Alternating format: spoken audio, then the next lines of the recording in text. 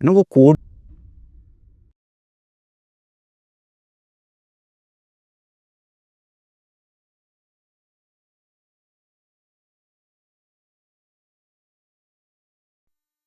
नमस्ते। कहा जाता है कि संस्कृत देववाणी है और देवता हमारी संहिता है। तो जो संहिता है उसमें से कुछ शब्द प्रस्फुटित होते हैं।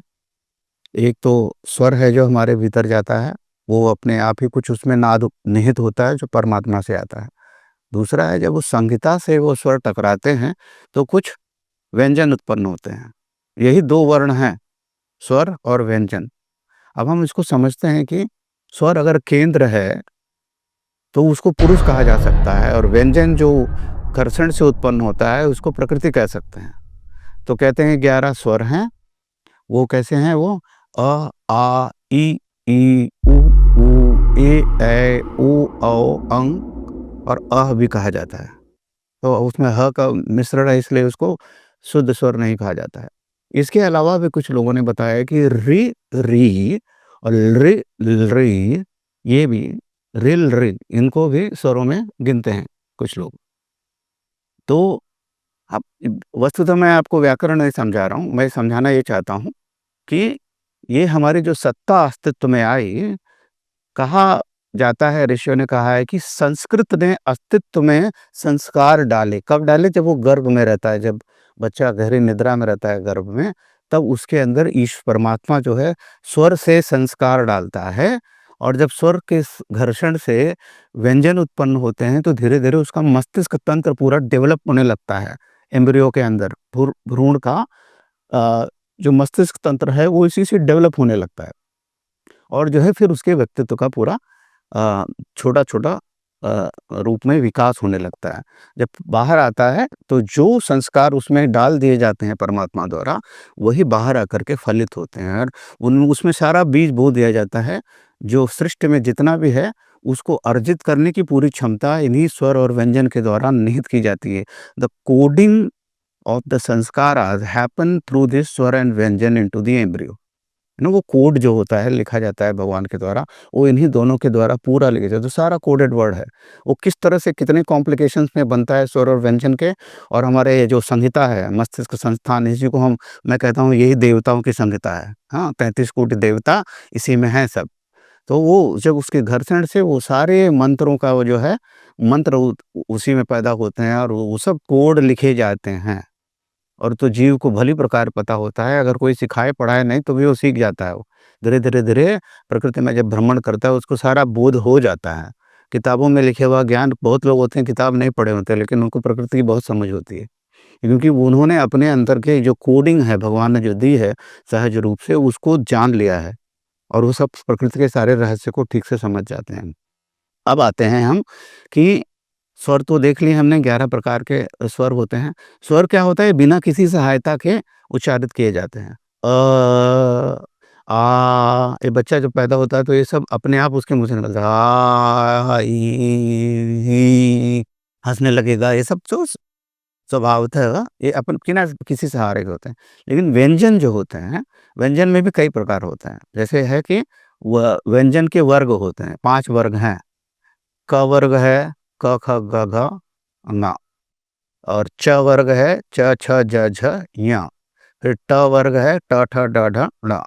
तो इसी तरह से त वर्ग है, थ वर्ग है, द वर्ग है। त वर्ग है, और अम, ये प वर्ग है। प, फ, ब, भ, म। ये 25 जो होते हैं पंचवर्गों के व्यंजन होते हैं। तो अब देखिए इन पंच जो वर्ग वाले व्यंजन हैं, इनमें से कोई भी अपने आप नहीं अ पैदा हो सकता है। बिना स्वर को इसमें जोड़, क के अंदर अ है, ख के अंदर भी अ है, तो हर व्यंजन में अ है। तो बिना अ का सहारा लिए कोई भी व्यंजन बनता नहीं है। इससे समझ में आया ना कि स्वर ने ही घर्षण किया, और घर्षण कहाँ-कहाँ होता है? 4-5 जगह होता है। अब देखिए, एक होता है जैसे कंठ से घर्षण किया, तो क होता है वो कंठ से उच्चारण होता है। क, ख, ग, ये कंठ है।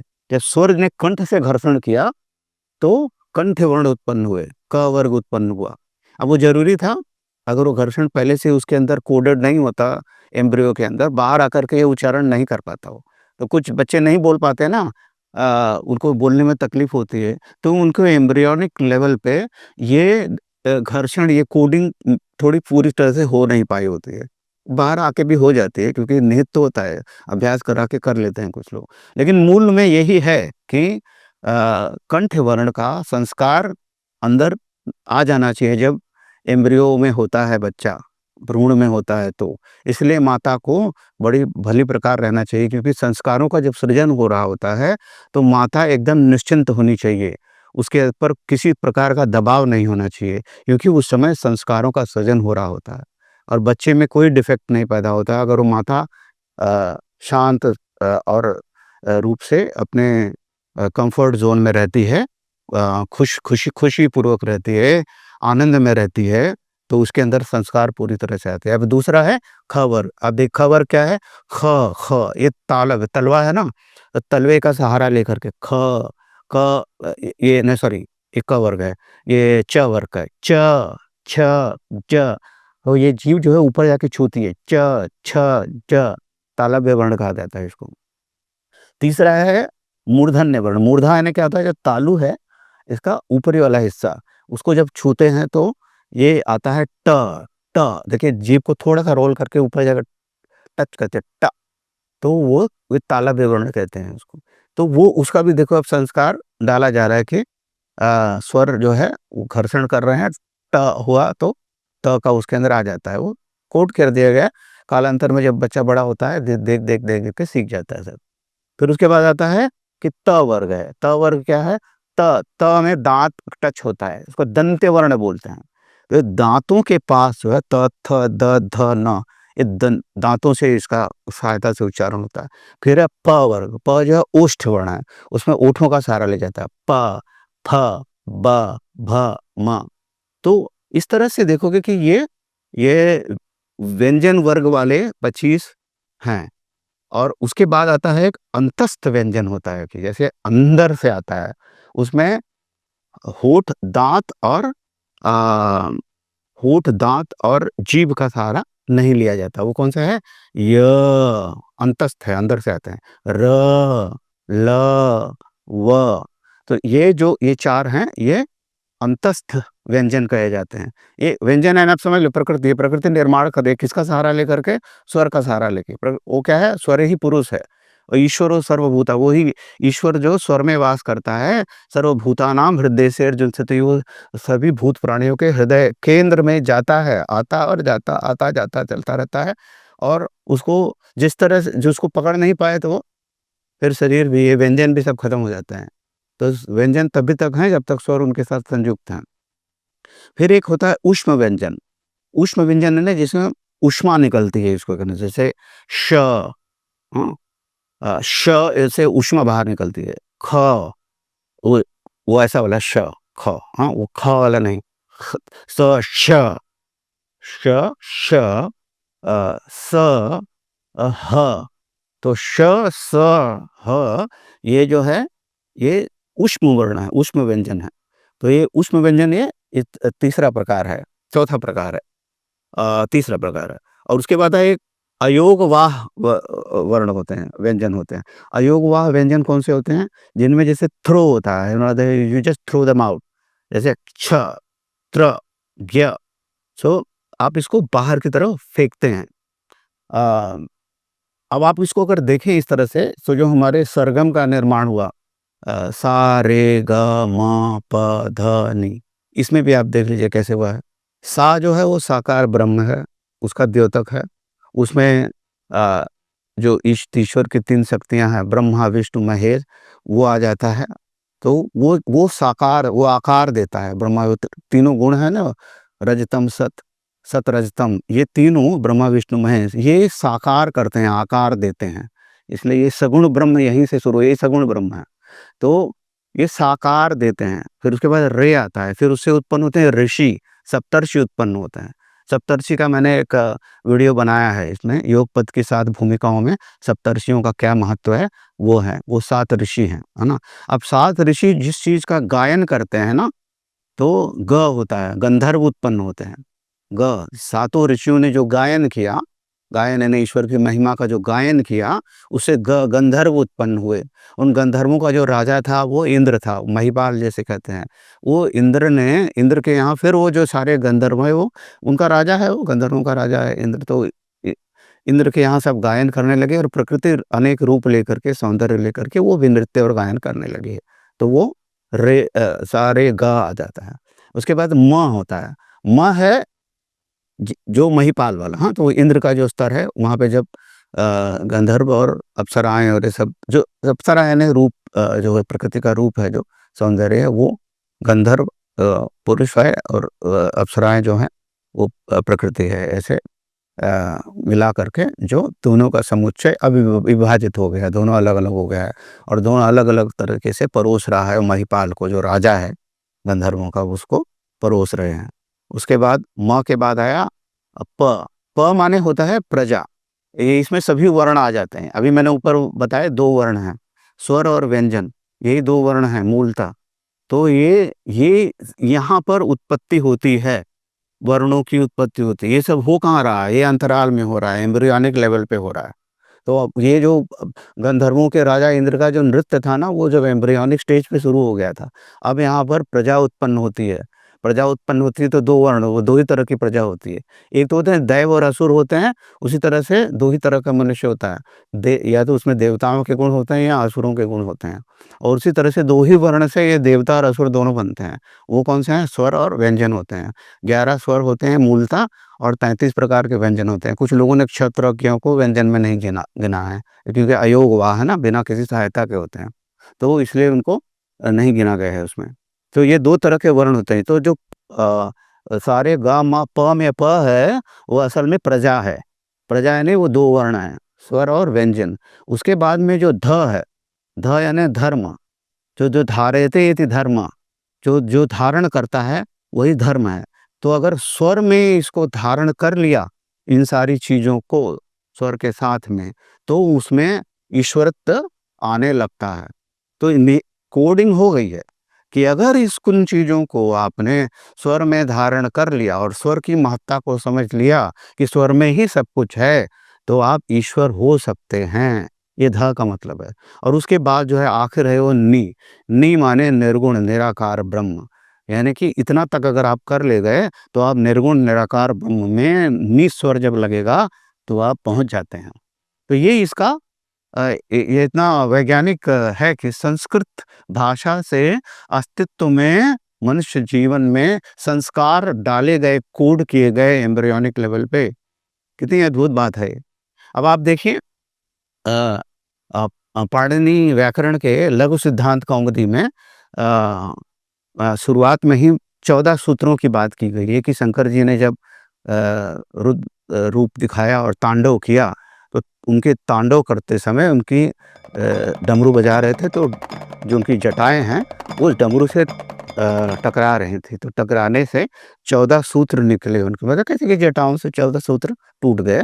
और वो जब जब जटाओं से लग रहे थे डमरू, तो उस समय जो आवाज़ आ रही थी वो 14 तरह की आवाज़ थी। वो क्या थी? आइवुड, रिलरिक, एयम, एयौज, हैवरट, लंग, यमगणनम, झभय, गड़दक, जबगड़दस, खपछटट चट्टो, कपय, सक्सर, हल। ये 14 सूत्र हैं। अब इनको ज़रा जल्दी-जल्दी बोलेंगे तो देखेंगे ऐसा लगेगा कि डमरू बज रहा है असल में। मैं बोलता हूँ अभी, कोशिश करता हूँ। आइवुंड, रिलरिक, एयम, एयौज, हैवरट, लंग, यमगणनम, झभय, गड़दक, जबगड़दस, खपछटट चट्टो, कपय, सक्सर, हल। ये स्क्रीन पर भी अभी दिखा देंगे ये कि कैसा है ये। तो आइवुंड, रिलरिक, एयम, एयौज, हैवरट, लंग, यमगणनम, झभय, गड़दक, जबगड़दस, खपछटट चट्टो, कपय, सक्सर, हल। अब ये 14 सूत्रों से ही लघु सिद्धांत कौमुदी इसी पर आधारित है पूरा। फिर इससे 42 प्रत्याहार बने। 42 प्रत्याहार में आप देखिए, शुरू में क्या था? अ, ई, उ, रिल, रि, क है। आई, उ, रिल, रिक, अ, ई, उ, ये इसमें आ गया, ये स्वर के शुरू के हैं। इनसे ये मूल स्वर हैं। अब इसी से उ, म से ओम प्रणव बन गया। इसी तरह से एक सूत्र बना जो प्रत्याहार का, वो है इको यण च। ई को यण च, यानी आई वुड रियली एयम एयच के बीच में ई और च के बीच में जितने भी हैं उनसे कुछ चीजें बनती हैं। वो एक प्रकार का प्रोग्राम है। One algorithm is that which actually एक संहिता को बना देता है। तो 42 संहिताएं बनते हैं 42 प्रत्याहारों से, वो which is a code which goes at an embryonic level. तो एक तरह से मैं इस बात से कन्विंस्ड हूँ पूरी तरह से कि संस्कृत जो है संस्कार डालने वाली भाषा है, इसीलिए ये देववाणी है। इसका असली स्वरूप ये है, इसलिए इसको देववाणी कहा जाता है क्योंकि एम्ब्रियोनिक लेवल में यह संस्कार जीव में संस्कार का सृजन करती है।